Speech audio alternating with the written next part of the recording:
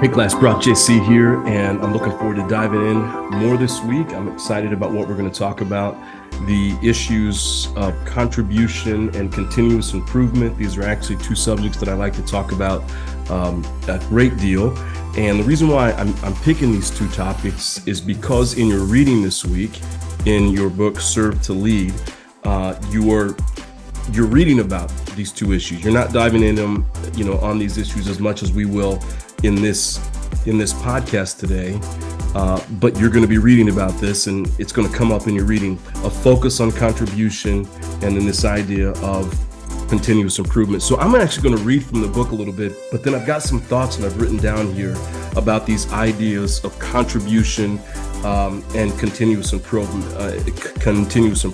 And so what we're going to talk about today is the importance of leadership, having a mindset of, and I guess to be two mindsets we're going to talk about today, and that's being contribution focused and continuous improvement driven.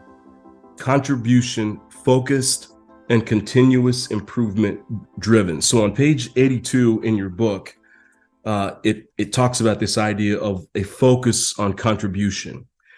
And it says right here, Peter Drucker, now that's a great management leader, a great management thinker. He's, if I could be honest with you, he's the person I aspire to be. He left a very large mark on the issue, on the subjects of management and leadership. You can't talk about the subjects of management and leadership without bringing up Peter Drucker. And so he's a huge mentor of mine. He declared these words here. That's what the book states. The effective person focuses on contribution. The focus on contribution is the key to effectiveness. He found the great majority of people focus downward. That is, they focus on their own efforts, their own goals, their own needs. Intently serving others necessarily fixes your attention on contribution. So the opposite of contribution would be what? Taking, right? Receiving, getting. And there's nothing wrong with that. We have holidays throughout the year that are based on you getting, that are based on me getting. We've got Christmas, right? It's about giving and getting presents. Your birthday, it's about getting presents. There might be some other anniversaries that happen or things that happen if you're a father or mother, maybe Father's Day or Mother's Day, and these are days that you get, that you receive. So there's nothing wrong with receiving, but if our whole motivation in life, especially in business, is all about what we're going to take from other people, this is where we're going to have the greatest issue. And so when we think about this entire class, which is, it's about this idea of service. And I'll be transparent with you, class. For the most part, most of this class is doing an incredible job with your reflection. But I've seen more in this class than I've seen in previous classes, where there's kind of a refusal, there's kind of a barrier, kind of an inner barrier with some to sit back and reflect. And that's worrisome for me, because if we can't reflect now, when you're in a course that is all about reflecting, when you're in a program that's all about leadership and how do I get better, and if we can't do it now, then what I see is somebody who's just trying to get a degree on the wall and just get back out there in the workforce. I believe so much in this degree. I believe so much in what you're trying to do, whether you're getting an MBA, a master's of business, or a master's of leadership. I believe in this time that you're doing the work here so that you go out there and you're not one of those leaders who is not service minded, is not contribution motivated. They're the micromanagers. They're the ones that, and I hope it's none of you, the ones where, the coworkers are all out, they're having a beer after work, and they're talking about you and your poor leadership, and they're talking about your micromanagement, and they're talking about how you can't lead and how you can't delegate, and how they're looking for another job because of the way that you lead. I don't want that for any of you. And so that's why I think this class and what we're talking about is very important. It's very important for you to dive in and for you to reflect as well. And this issue right here is going to be really important, this idea of being contribution motivated, where it means you're not thinking about yourself. This, I have found, is what gets most leaders in trouble. I've shared before that I've had the privilege of being around some really dynamic people in life, some very successful people in life. Every single one of them to a T, were all contribution motivated. And by that, I mean, they were consistently thinking about the mission. They were consistently thinking about the work that they're trying to do for the world, right? Whether it's a business person who's creating a product, whether it's a nonprofit leader, and I had one, a very successful nonprofit leader who built an organization from $30,000 a year to $65 million a year budget over the course of 40 years. She led that organization. She's still leading the organization. And when you start talking to her at the core of who she is, and I even asked her in the lunch, what drives you? And she said, I've been given a life few people have had. And every day I get up and I think, how can I help somebody else? How can I help other people who may not have had the opportunities I had, may not have had the parents that I had? How can I help other people receive the same kind of opportunities that I had? So at the core of what she has done for 40 years, what's driven her success is about giving back to other people. Now, all these people are ambitious. You don't grow a nonprofit, especially from $30,000 a year to $65 million a year, and not have ambition. You don't do it without being a little bit hard-nosed and getting out there and getting the work done. Maybe even some, creating some enemies along the way because you're so driven for that mission. So I'm not saying about being Mr. Nice Guy here and waking up every day and how can I be walked all over, Mr. Nice Girl here, or Miss Nice Girl here, right? That's not what I'm talking about. What I'm talking about is this mindset that says every day it's not about me, it's about mission. And I love when he mentioned these words here that this is why most people aren't great. There's a lot of good people out there, There's a lot of substandard people out there, but there's not a lot of great people out there because the great people are not the ones who are focusing on their own efforts, their own goals, their own needs. Again, they're contribution motivated. So what would be, if we think about this idea of contribution motivated, what does it mean to be contribution focused? And I wrote down some thoughts here. It means that we have to have a contribution mindset. It means it starts right there with the contribution mindset. And another way to say this, maybe on a personal level, and this is something I've tried to have in my own life, is an abundance mindset, right? Some people have what's called a lack mindset, and that means that they see the world and they see their finances and their money and they see everything around them basically through the lens of fear. I'm going to lose all of this. There's a chance I could lose this and I could lose this and I could lose this. So I have to be very careful in life to make sure that I don't lose this, and this, and this. And so those people for sure are not going to be contribution motivated because anytime something is fear motivated, it means that we're looking at ourselves. We're constantly thinking about me. So as a leader, as a manager, if you're coming to work every single day and you've got a lack mindset, you're not going to help other people empower them to get better. You're not going to help other people empower them to reach their full and highest potential. Why? Because you don't want them taking your job. That's what your mindset's going to be. There's only one management position here. There's only one senior vice president position here. There's only, one leadership position here. So I got to make sure that I keep all these people around me down so that they don't rise up and take my position. That's the wrong kind of mindset to have. A contribution mindset, again, shows up and says, how do I serve these other people? Right. And so you take yourself completely out of the picture. It goes back to that great definition of humility. Humility is not thinking less of yourself. Humility is thinking of yourself less. Thinking of yourself less. And that is what the mindset of a leader needs to be. And once we do that, once we take ourselves out of the picture, right? And however we have to do that, and that's a whole nother class right there that we could talk about, right? Some of us are thinking about ourselves a lot because we have a lot of deficits. Because we didn't get parented the right way. We got made fun of in school. We, for whatever reason, we're just not able to focus on other people. So we're consistently focused on ourselves. We can't have a contribution mindset if we're focused there.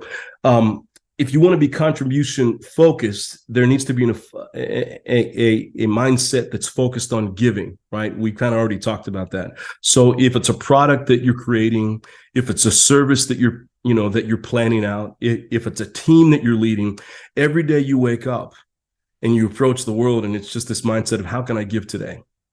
What can I do? How can I show up in the world? How can I contribute? How can I make somebody's day better, right? If you're invited to a lunch, you don't walk into the lunch and think, well, how do I make this all about me? How do I take from somebody, right? You walk in and you have the mindset that says, how do I give back? I have found this.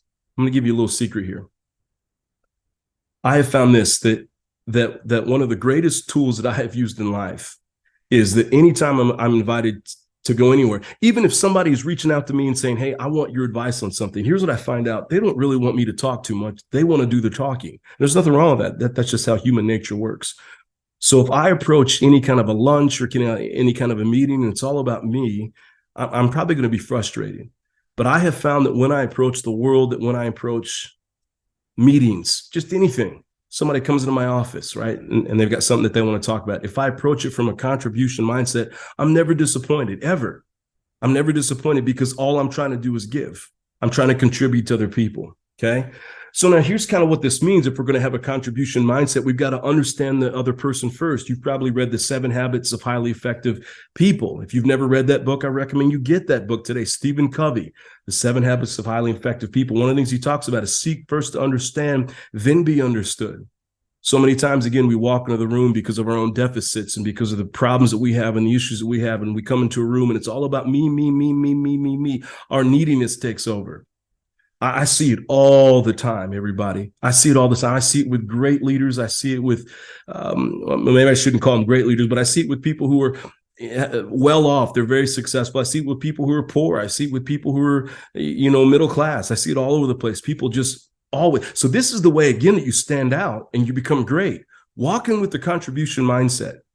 And I'm telling you, it'll change how you see the world. It'll change how people view you. Right? It'll change how people say, your people will notice something. You're not needy for them anymore. Right? Now you're just walking in and you're like, I don't care if you like me or not. I'm here to serve you.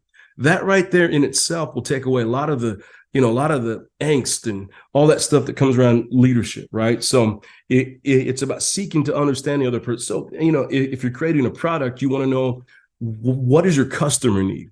Right? You're not trying to create a product or create a service or whatever it may be, whether it's for-profit, nonprofit. You're not trying to do it just because it's something you feel good about. It's about something you've seen out there, that there's a need out there. And the only way you can do that is be contribution motivated. So you're asking the question, what is it the marketplace needs from me? How can I serve the marketplace best?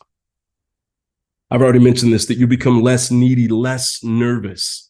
I found that a lot of young leaders, especially leaders who are in their 20s and 30s, tend to be really nervous. They get nervous about speaking in front of people. They get nervous about being around other people. Why? Because they're thinking about themselves. It's all about them. When you move to a contribution mindset, you're now thinking, this talk I have to give, this speech I have to give, this presentation I have to give, it's about them. It's not about me. And that takes all the nerves off, right? I found that I do a lot of speaking. And I grew up with a stutter, and I still stutter even to this day. You'll see it from time to time.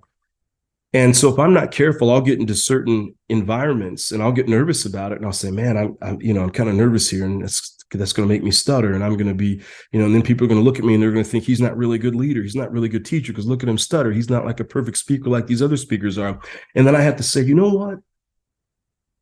Get that crap out of your head, JC. Knock that crap off. You know what I'm saying? Because it's not about me.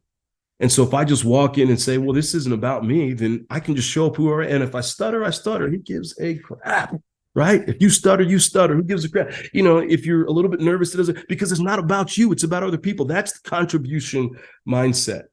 And when you walk in and you say, it's all about them, it's not about me, it takes a lot of that nervousness off. I said, well, then I can just show up because it's about that. I just got to give these people good information. It's not about me.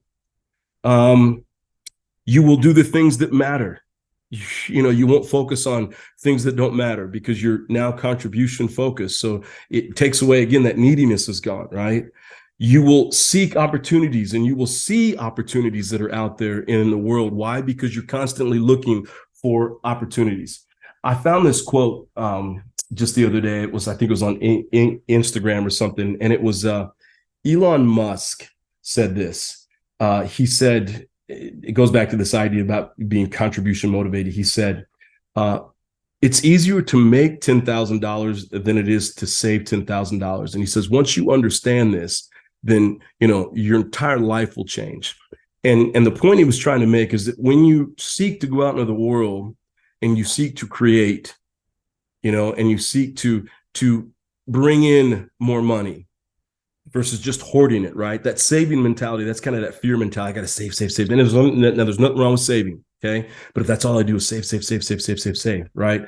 I'm missing out. I had parents who did that, and they were good parents, but all they did was save. But I'm gonna tell you what, we never went on a great vacation. We never ate at nice restaurants growing up. I don't remember hardly any fun memories we did because my parents were so worried about saving. Now, maybe that worked for them. That's not the life that I want to live. And I got to tell you, I've had a lot of great memories because I've tried to live with this abundance mindset. So all of that, that's kind of a personal thing, but all that goes into the same contribution focused, abundance focused. Okay. So I'm trying to see if there's anything else that I want to read about this, anything else that I want to share about this. I think we're good here. It just means you got to take your mind off yourself and you're focused on your customers. You're focused, especially for you who are managers and leaders, you're focused on the people you're going to lead. Now let's talk about this idea of continuous improvement. Okay. So the author of this book says these words here. I love this quote.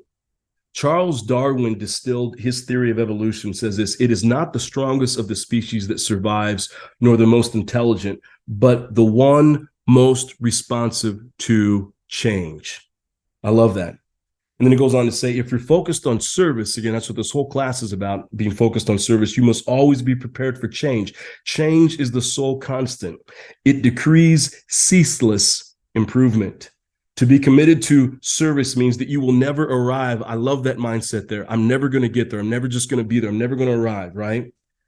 No status is secure. You cannot view yourself as entitled to a certain position, right? It means every day, in some ways, you got to get up and hustle, right? If you really have a mindset of service, it means you understand that the marketplace is always changing.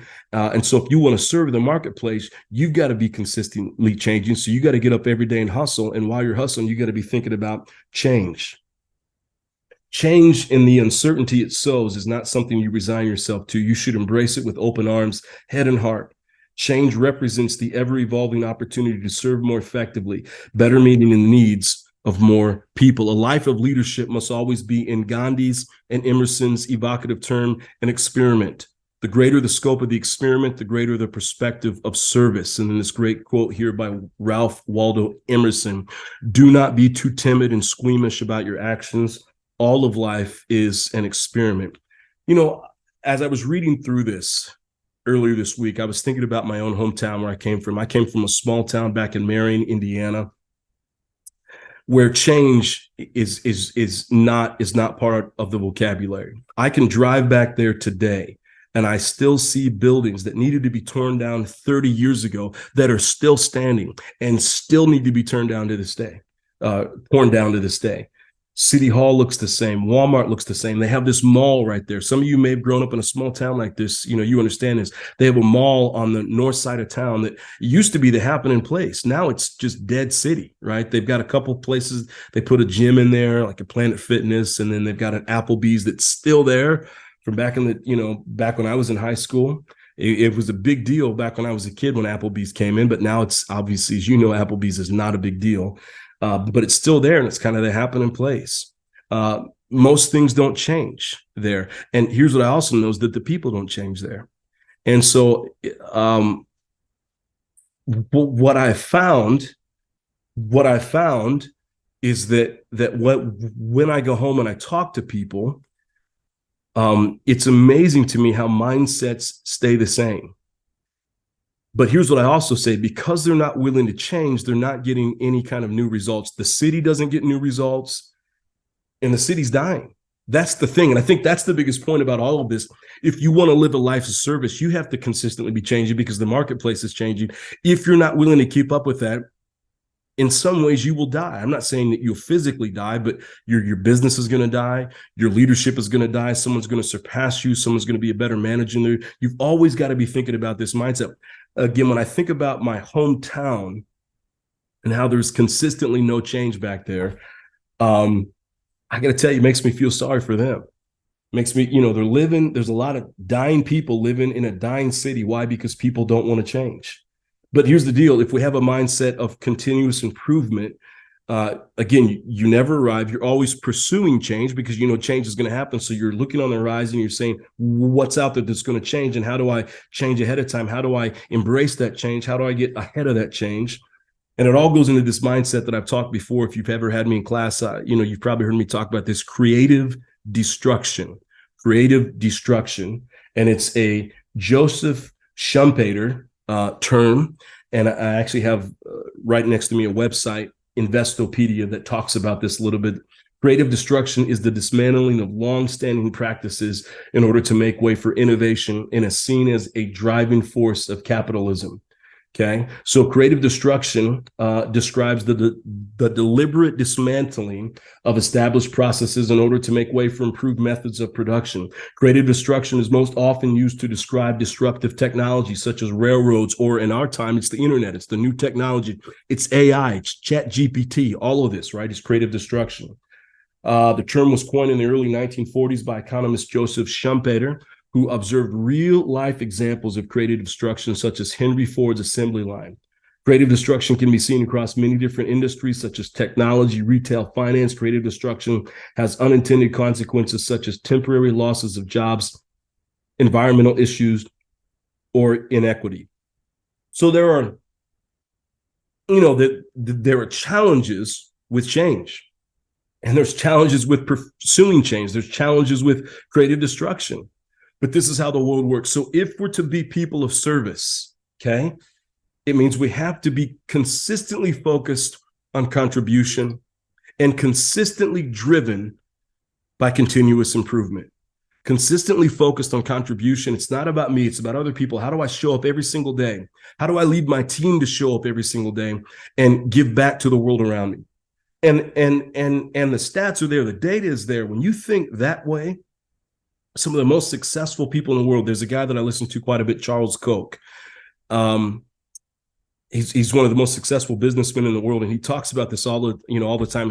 He says this: we do not hire people who are not contribution motivated, because if you're not contribution motivated, you're self-motivated. And he said those are the most dangerous kind of people in the world. And this is one of the most successful people in one of the most successful companies. I think it's the 6th largest private company in the world, Koch Industries, the 2nd largest private company in the United States. And that's what he talks about. Is we only hire people who are contribution motivated. So that means they're thinking out the outside. And again, his company talks about this a lot too, this idea of continuous improvement, always getting better, always getting better, always getting. Why? Because change is always happening. So we've got to be evolving as people, as leaders, as companies, as teams. So that's what I wanted to focus on for this week. Contribution, focused on contribution, driven by continuous improvement. So here's what I want to know from you, okay?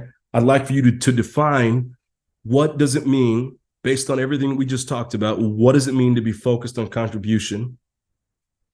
And then number 2, what does it mean to be driven by continuous improvement? What does it mean to be driven by continuous improvement?